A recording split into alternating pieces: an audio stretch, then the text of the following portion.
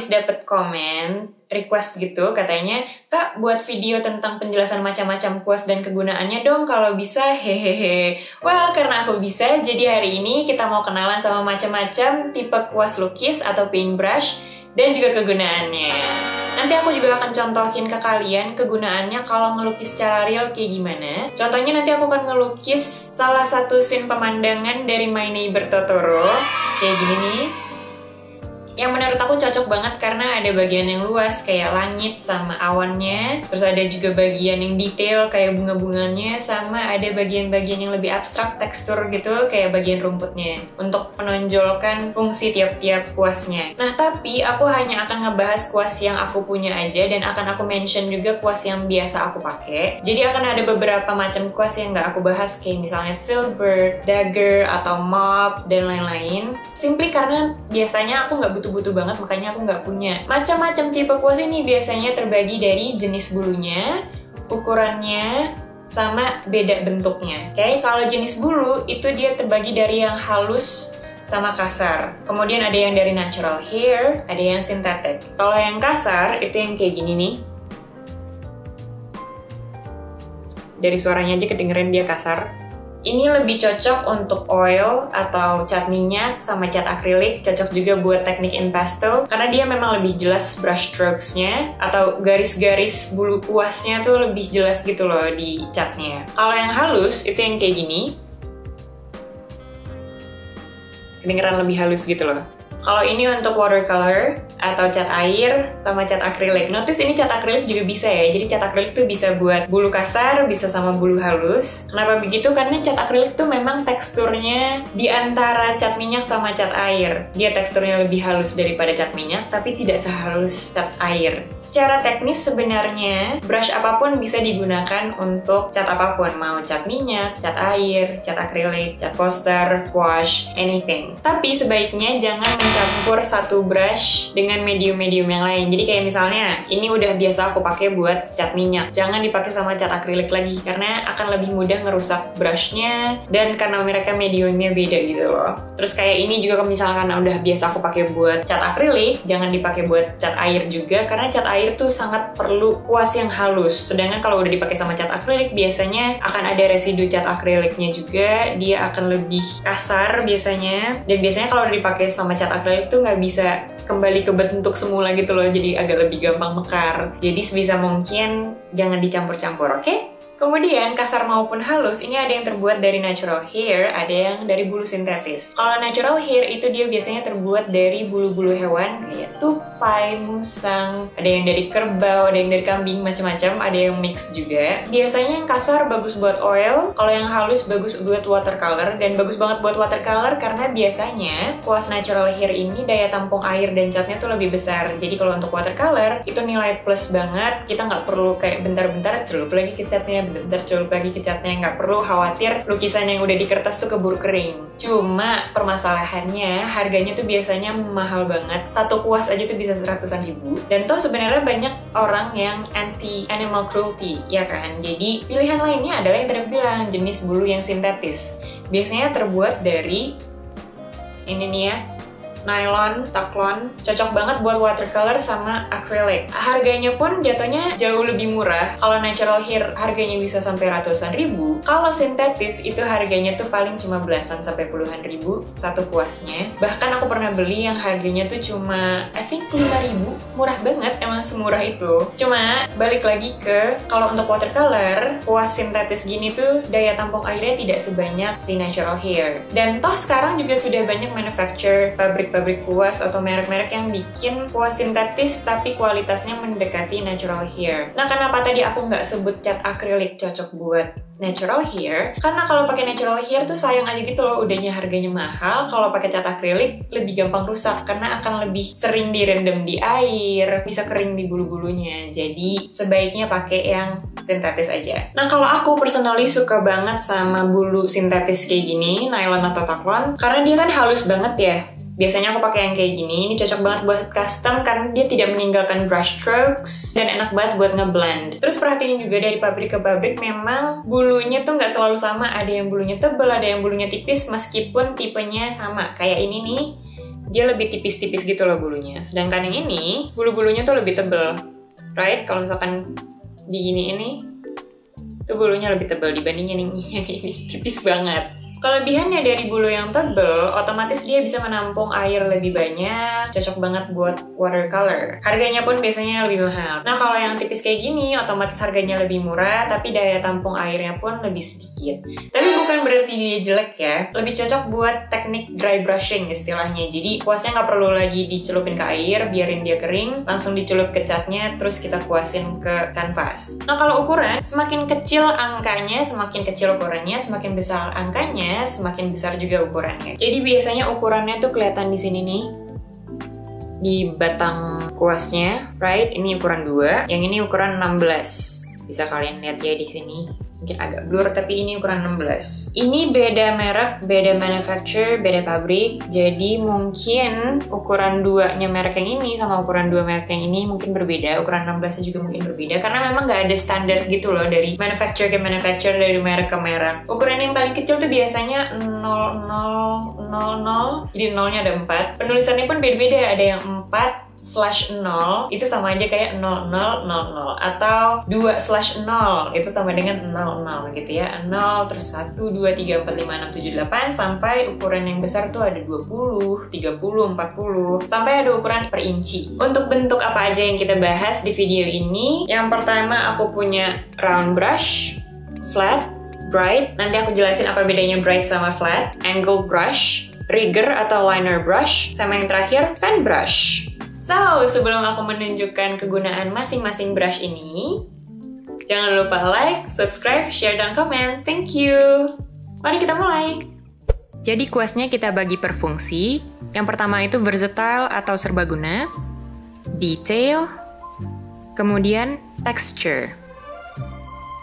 Kita mulai dari round brush dulu ya, yang bentuknya kayak gini. Ini salah satu tipe kuas yang paling sering aku pakai karena super versatile. Ujungnya tuh lancip, jadi bisa buat garis kecil, tapi juga cocok buat melukis area yang luas. Jadi contohnya bisa kayak gini, bikin garis kecil ke besar.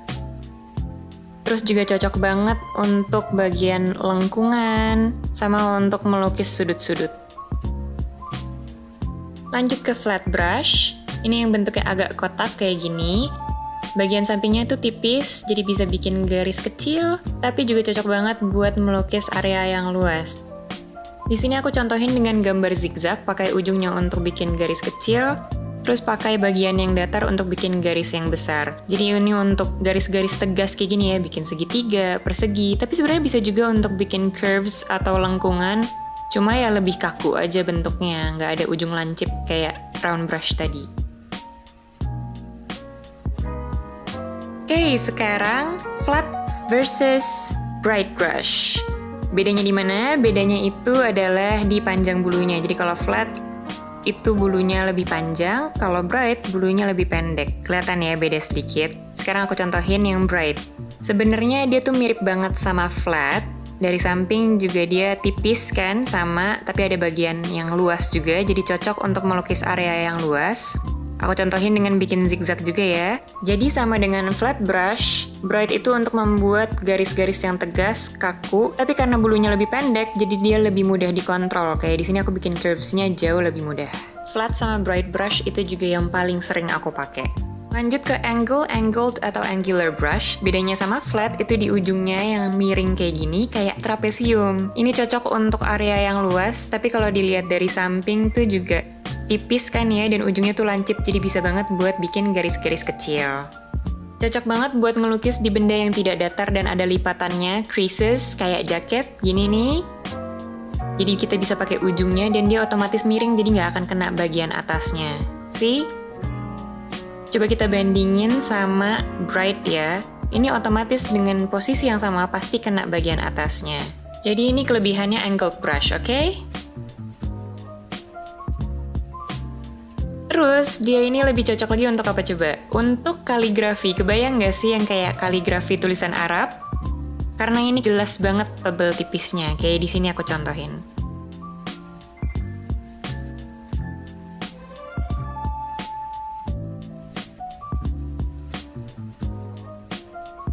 Sekarang kita ke kuas untuk detail, dimulai dari round brush ukuran kecil, ini ukuran 0. Bentuknya sama aja kayak round brush yang gede tadi ya, ujungnya kecil gitu ya. Tapi ini cocok banget buat bikin detail-detail, garis-garis kecil, dan sangat mudah untuk dikontrol. Ini juga brush favorit aku karena aku suka banget bikin detail-detail kecil. Oke, tapi kalau number one favorite tuh brush yang ini sih.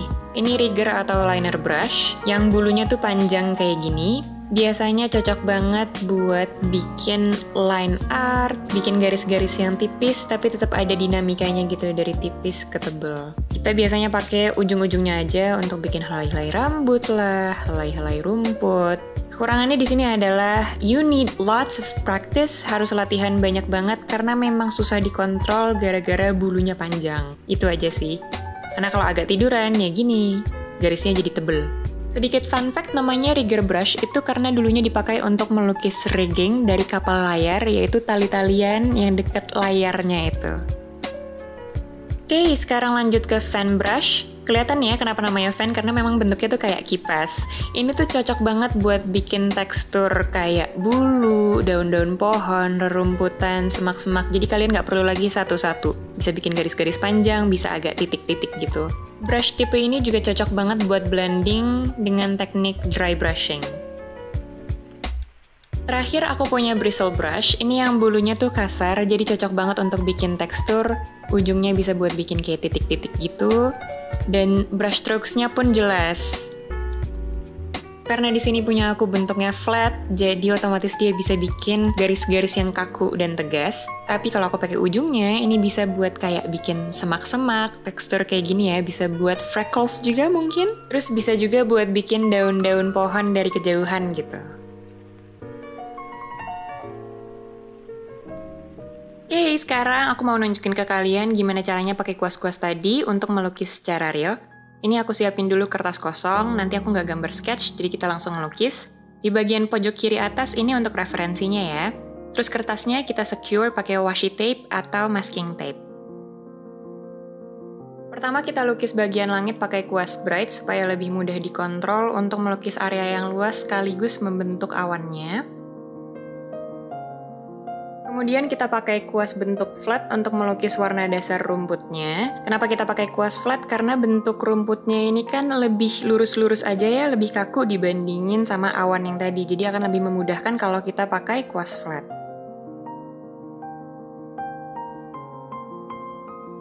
Sekarang kita pakai round brush untuk melukis bagian awannya supaya awannya nggak kotak-kotak lagi ya. Jadi lebih rounded, lebih ada curves-nya, lebih bulat-bulat, lebih fluffy.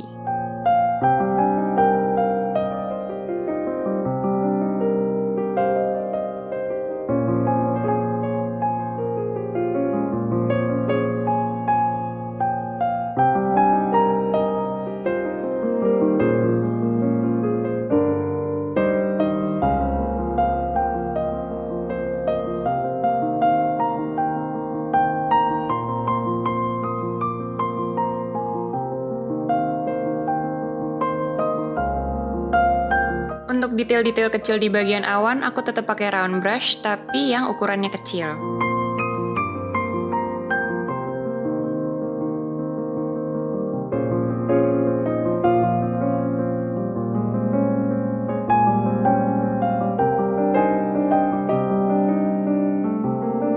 Oke, sekarang aku mau bikin tekstur rumputnya, pakai fan brush yang agak lembab gitu, terus pakai warna yang lebih terang jadi kelihatan teksturnya.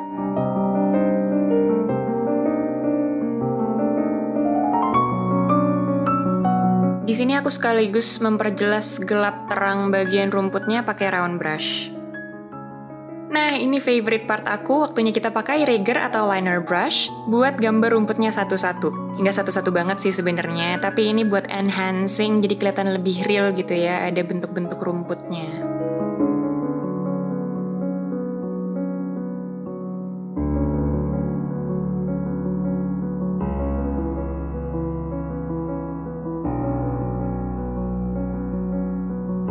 Masih pakai tipe brush yang sama, sekarang aku mau gambar guide untuk bikin bunga mataharinya.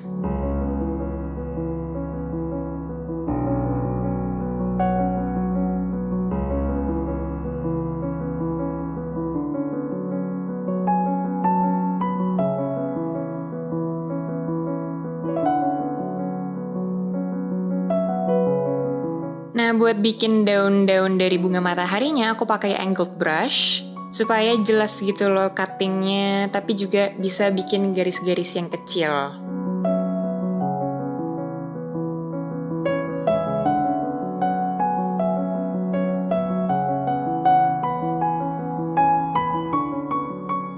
Sedikit tips untuk melukis di atas background gelap dengan warna terang, terutama warna kuning akrilik ya, karena dia biasanya agak translucent atau transparan. Itu caranya dengan mencampur layer pertama warna kuningnya dengan warna putih, terus nanti gradually layer selanjutnya kita campur warna putih juga, tapi putihnya lebih sedikit. Hasilnya nanti warna kuningnya akan lebih vibrant, gak kelihatan lagi background warna gelapnya. Dengan teknik layering ini, aku jadi bisa bikin layer cuma 3-4 layer. Kalau nggak pakai putih lagi tuh biasanya bisa di atas 5 layer, karena warna kuning tuh translucent banget. Oke, ini sisanya aku tinggal gambar detail bunganya aja, jadi aku akan lebih banyak pakai rigger atau liner brush, sama round brush yang kecil. Paling aku pakai round brush yang agak besar buat blocking warna bunga mataharinya. Sama nanti di akhir aku pakai bristle brush untuk bikin tekstur tengah bunga mataharinya gitu loh, yang ada titik-titiknya gitu.